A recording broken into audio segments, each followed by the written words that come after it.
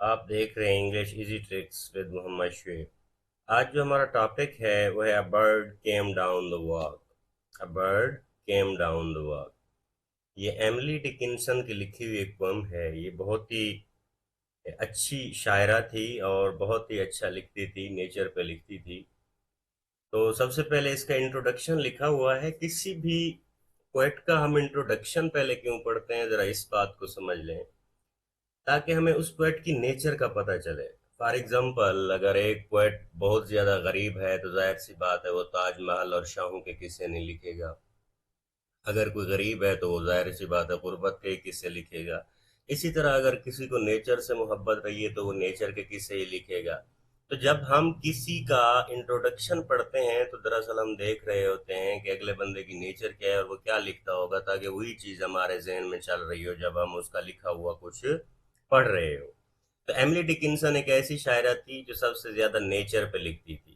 ٹھیک ہے، یہ جو پوئم بھی ہم پڑھیں گے آپ دیکھیں گے کہ اس میں بھی آپ کو نیچر کی ڈپکشن نظر آئے گی کہ کیسے کیسے نیچر کام کرتی ہے۔ آتھر کا کیا نام ہے؟ ایملی ڈکنسن ہے۔ 1830 سے 1886 تک an American poet known for her unique style and introspective theme. تو ظاہر سی بات ہے امریکن ہے اور انٹروسپیکٹیو تھیم ہوتا ہے اس کا جب بھی لکھتی ہے۔ آپ دیکھیں گے ابھی جب پڑھیں گے ہم اس کی جو پبلیکیشن ہے، یہ 890 میں اس کی کلیکشن میں، یہ جو پوئم ہم پڑھ رہے ہیں 1890 میں اس کی پوئم کلیکشن میں یہ پبلش ہوئی تھی۔ اگر تھیم کی ہم بات کرتے ہیں تو explore the relationship between the nature and humanity highlighting the beauty and fragility of life. Fragility کس کو کہتے ہیں؟ کمزوری کو کہتے ہیں۔ ٹھیک ہے، کہ آپ کو لائف کے بارے میں کیا بتاتی ہے کہ لائف کتنا خوبصورت اور کمزور ہے۔ امیجری دیکھیں، vivid description of the birds behaviour and its interaction with the environment. آپ اس پویم میں دیکھیں گے کہ یہ کیسے ایک پرندہ آتا ہے اور کیسے وہ ایک کیڑے کو دو ٹکڑوں میں ڈیوائیڈ کرتا ہے اور کھاتا ہے۔ یہ نیچر ہے، آپ اس کو کچھ بھی نہیں کہہ سکتے۔ پرندہ آتا تو ہے اس کو کھانے کے لیے، پھر پرندہ خود کتنا محتاط ہوتا ہے کہ میں جلدی سے اڑوں تاکہ مجھے کوئی شکار نہ کر لے۔ ٹھیک ہے، اس کے بعد ٹون ہے observational and contemplative reflecting the Dickinson's fascination with the nature۔ تو اس کے بعد وہ دیکھ رہا ہے کہ کس طرح سے ایملی ڈکنسن آبزرو کرتی ہے اس پرندے کو اور پھر اسے الفاظ کی شکل دیتی ہے۔ سگنیفیکینس اگر دیکھتے ہیں ہم، illustrates the Dickinson's ability to capture the complex emotions and thoughts through the simple yet profound observation of the natural world۔ ٹھیک ہے، ظاہر سی بات ہے گہرا سوچ رکھنے والا انسان ہی اس چیز کو دیکھ سکتا ہے کہ یہ خدا کی نیچر ہے۔ ایک پرندہ نیچے آ رہا ہے، وہ کیڑا کھانے کے لیے آ رہا ہے، وہ کیڑے کو کس طرح سے کھا رہا ہے اور پھر وہ اپنے ادھر ادھر کے ماحول سے بھی وہ کتنا باخبر اور ہوشیار ہے۔ ظاہر سی بات ہے یہ وہ بندہ ہی اس بات پہ ایک پوئم لکھ سکتا ہے جو بالکل ایک گہری سوچ کے ساتھ اس چیز کو دیکھ رہا ہو۔ تو شروع کرتے ہیں پوئم۔ اس سے پہلے میں نے یہ ایک لائن لکھی ہے، شیر، چیتا اور مگرمچھ یہ بہت اچھے جانور ہیں۔ سب سے خطرناک جانور مرغیاں اور پرندے ہیں۔ یہ وہ نصیحت ہے جو ایک کیڑے نے اپنے بچوں کو کی ہے۔ دیکھیں، شیر، چیتا اور مگرمچھ نو ڈاؤٹ کہ بہت ظالم ہو سکتے ہیں، لیکن کیڑے کے لیے وہ ظالم نہیں ہیں، کیونکہ انہوں نے کبھی کیڑے پہ وار نہیں کیا، کبھی انہوں نے کیڑے کو نہیں کھایا۔ تو خطرناک جانور مرغیاں اور پرندے کس کے لیے ہیں؟ کیڑے کے لیے ہیں۔ اگر کیڑے کے پوائنٹ آف ویو سے دیکھا جائے تو کون ہے؟ پرندے اور مرغیاں سب سے وحشی جانور ہیں۔ تو اسی طرح کہا جاتا ہے کہ اپنے اپنے دائرے میں دیکھ لیں، حسب طاقت ہر کوئی فرعون ہے۔ تو یہاں پہ دیکھیں، ہم کیڑے کی بات جب کر رہے ہوں گے تو اس کے لیے سب سے بڑی چیز کیا ہے؟ پرندہ ہے۔ تو یہاں پہ ایک پرندہ اترتا ہے، وہ کس طرح سے کیڑے کو کھاتا ہے اس چیز کو ہم دیکھتے ہیں۔ A bird came down the walk۔ ایک پرندہ راستے پر اترا۔ He did not know I saw۔ اسے نہیں معلوم تھا کہ میں نے دیکھا۔ He bit an angle worm in the halls۔ اس نے ایک کیڑے کو دو ٹکڑے کیا۔ And ate the fallow raw۔ E- and eat and ate the fallow raw۔ اور اسے کچا کھا گیا۔ اینگل وارم کس کو کہتے ہیں؟ جس کو آپ ارتھ وارم کہتے ہیں نا، ارتھ وارم کے لیے ایک ورڈ اینگل وارم بھی یوز ہوتا ہے۔ ٹھیک ہے، اس نے اور اسے کچا کھا گیا۔ ایک پرندے کی منظر کشی کی گئی ہے کہ کس طرح سے پرندہ اترا، اپنے چونچ سے اس نے کیڑے کو دیکھا اور اس نے اسے دو ٹکڑے کر کے کھا لیا۔ ठीक है, उसे कच्चा ही खा गया, जाहिर सी बात है वो वहीं पे उसके दो टुकड़े करता है और खा जाता है। अब ये जो शायरा है एमिली डिकिंसन, ये उसको नोट कर रही है और उसी पे उसने पोएम लिख दी। वर्ड मीनिंग देख लीजिएगा। And then he drank a due, फिर उसने एक कतरा शबनम पिया, फ्रॉम अ कन्वीनियंट ग्रास, घास के एक मौजू तार से, मतलब घास के एक तिनके से, कि जो पानी की बूंदें होती हैं, फिर वहीं से उसने पानी पिया वो कीड़े को खाने के बाद। And then hop side wise to the wall to late a beetle पास, पर ए, और एक दीवार की जानिब उछला एक भंवरे को रास्ता देने के लिए।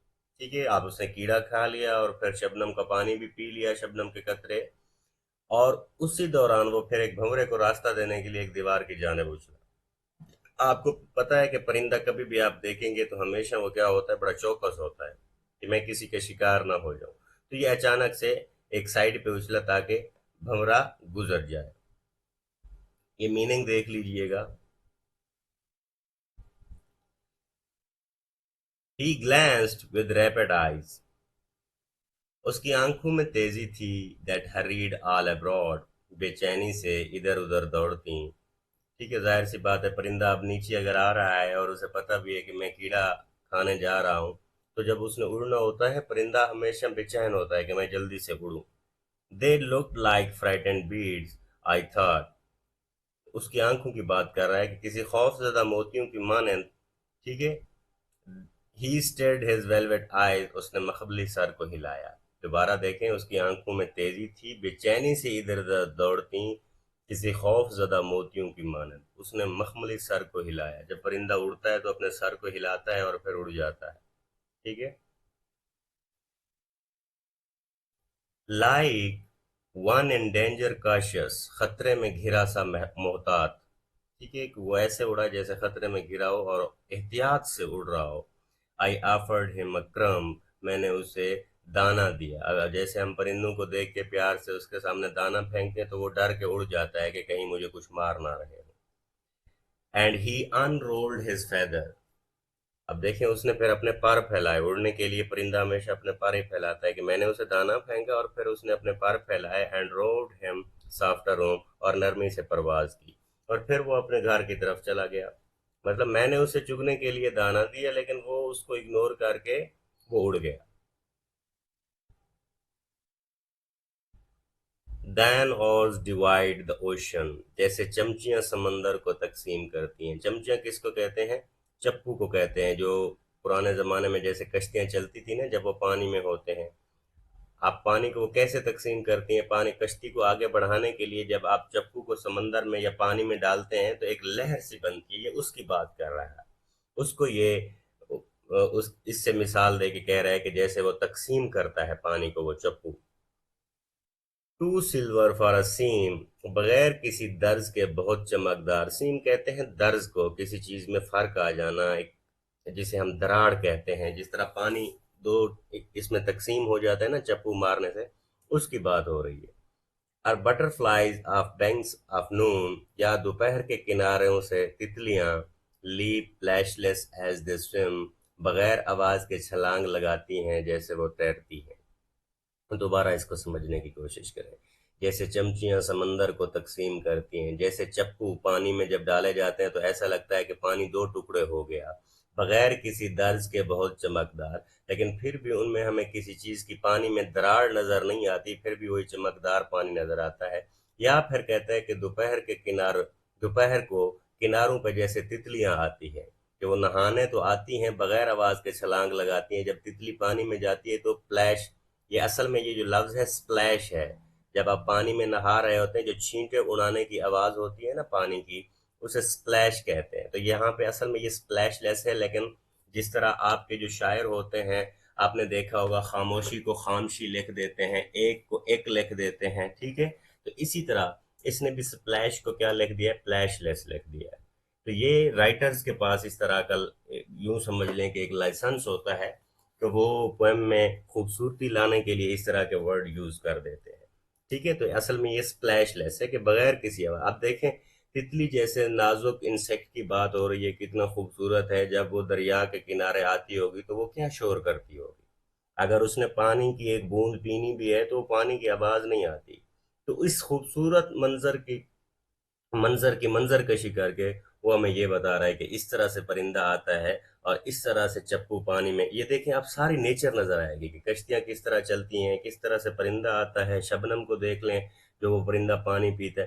تو یہ ساری چیزیں کیا ہیں، نیچر سے ریلیٹڈ ہیں. اس لیے ہم نے کہا ہے کہ جو پوئٹ ہے، یہ پوئٹس ہے، یہ کیا کرتی ہے، یہ ہمیشہ نیچر کو آبزرو کرتی ہے. نیچے میں نے ایک کوٹیشن لکھی ہوئی ہے، نیچر از پینیشیا.